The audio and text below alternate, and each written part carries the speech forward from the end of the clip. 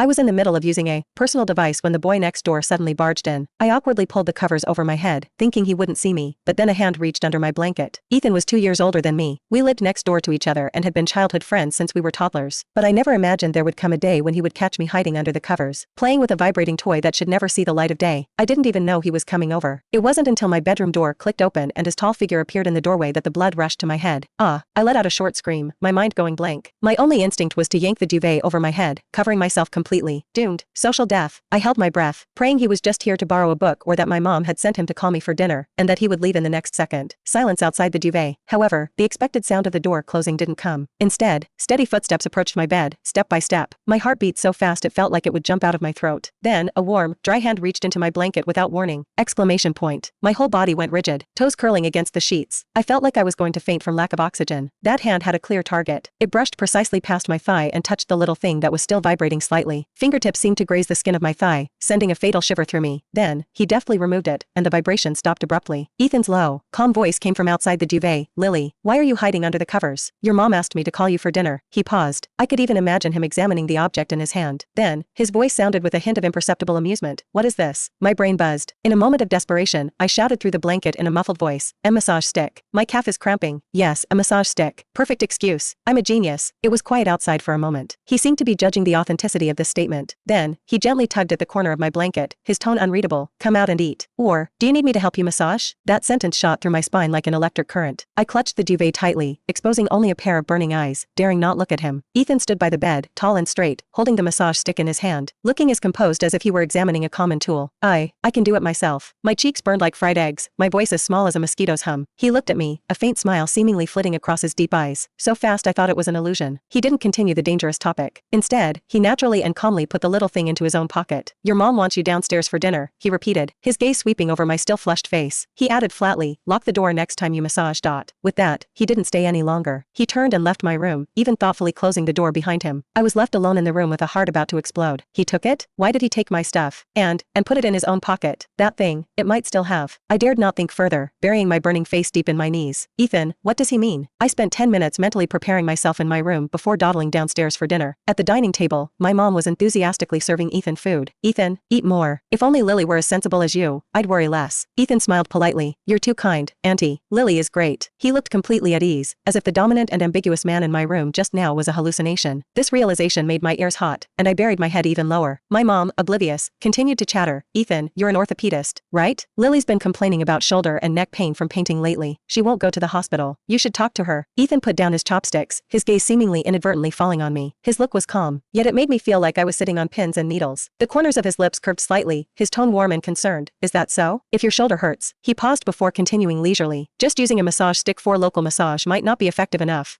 Cough, cough, cough. I choked on my rice, my whole face turning explosive red instantly. My mom quickly patted my back. Child, why eat so fast? She turned back to Ethan. Exactly. I offered to buy her a neck massager, but she refused, saying she didn't need it. The smile in Ethan's eyes deepened. He looked at me meaningfully. Lily does have her own methods for relief. However, the tools might not be professional enough. Next time you're uncomfortable, just tell me directly. Every word was normal, but combined, they were like bombs dropping in my ears. What was he hinting at? How much did he know? This meal was torture. Every second was suffering. He chatted naturally with my parents, occasionally steering the topic to me, each time precisely stepping on my nerve of shame. When he finally got up to leave, I almost collapsed in my chair, feeling like I had fought a tough battle. That night, I lay in bed tossing and turning. The events of the day and Ethan's meaningful words replayed in my mind. Shame, confusion, and an indescribable throb entangled together. Compelled by some mysterious force, I grabbed my phone, opened an anonymous forum, and typed a post with trembling fingers. Confession, my neighbor brother, who is a doctor, caught me using a massage stick. He didn't expose me then and even confiscated the toy, but he kept teasing me with words at the dinner table. I'm dying. Online waiting. Urgent. Not long after the post went up, notifications started pinging. A skyscraper of replies built up instantly. First, waiting for updates. Wait. Sister, the point is the massage stick. Why didn't you dodge when he reached for it? That move itself is wild. Upstairs +1. And he mentioned it at dinner? He's definitely doing it on purpose. It's too easy for a doctor to verify if you really had a cramp. He's just teasing you, enjoying your panic. This guy has high-level game. Just imagining it makes my toes curl. But honestly, why do I ship it? Calm and restrained neighbor brother vs socially dead childhood sweetheart. This plot is bestseller material. Suggest OP play along. Next time he mentions it, flirt back. Like, the effect is indeed mediocre. Do you have a better recommendation, brother? Reading these replies, the heat on my face rose again. These These netizens have sharp eyes. Their words were like keys trying to pry open my closed heart. Just then, a reply quickly upvoted to the top jumped out. Sharp and to the point. What are you afraid of? He's clearly interested in you. Men know men's games best. Attack directly. Just ask him, brother, you took my stuff. Do you want to demonstrate how to use it personally? Guaranteed he'll be more flustered than you. Boom. I felt all the blood rush to my head. This reply, too bold, too naked. It was like stripping my guilt and secret expectations bare under the sun. But a voice deep inside screamed, they're right. Ethan's behavior can't be explained by just being a brother. With trembling fingers, I liked that reply, as if injecting myself with a bit of lonely courage. The reply attack directly planted a seed of rebellion in my heart, growing wildly overnight. The next day, I was restless all day. Holding a paintbrush, the lines I drew were messy. My mind was full of Ethan's calm face and that bold reply. Courage comes and goes quickly. By evening, that bit of courage was drowned by anxiety. I rolled around on the bed hugging my pillow, wanting to retreat countless times. But thinking of his ease at the dinner table, as if everything was under his control, a refusal to admit defeat bubbled up again. Why am I the only one in chaos? Taking a deep breath, I jumped out of bed, changed out of my pajamas into a decent t-shirt and shorts, took a few deep breaths in front of the mirror, and then opened the door like I was marching to my death. The hallway was quiet. I stood at his door, raising and lowering my hand repeatedly, my heart beating like a rabbit. Finally, I closed my eyes, steeled my heart, and rang the doorbell. Footsteps approached from inside, and the door opened. Ethan stood at the door. He seemed to have just showered, his black hair wet, a few strands hanging unruly on his forehead, less rigorous than during the day, more lazy and domestic. He wore a simple gray cotton t-shirt and lounge pants, smelling of fresh body wash. Seeing me, a clear surprise flashed in his eyes. Quickly returning to calm, he stepped aside. Lily, what's up? I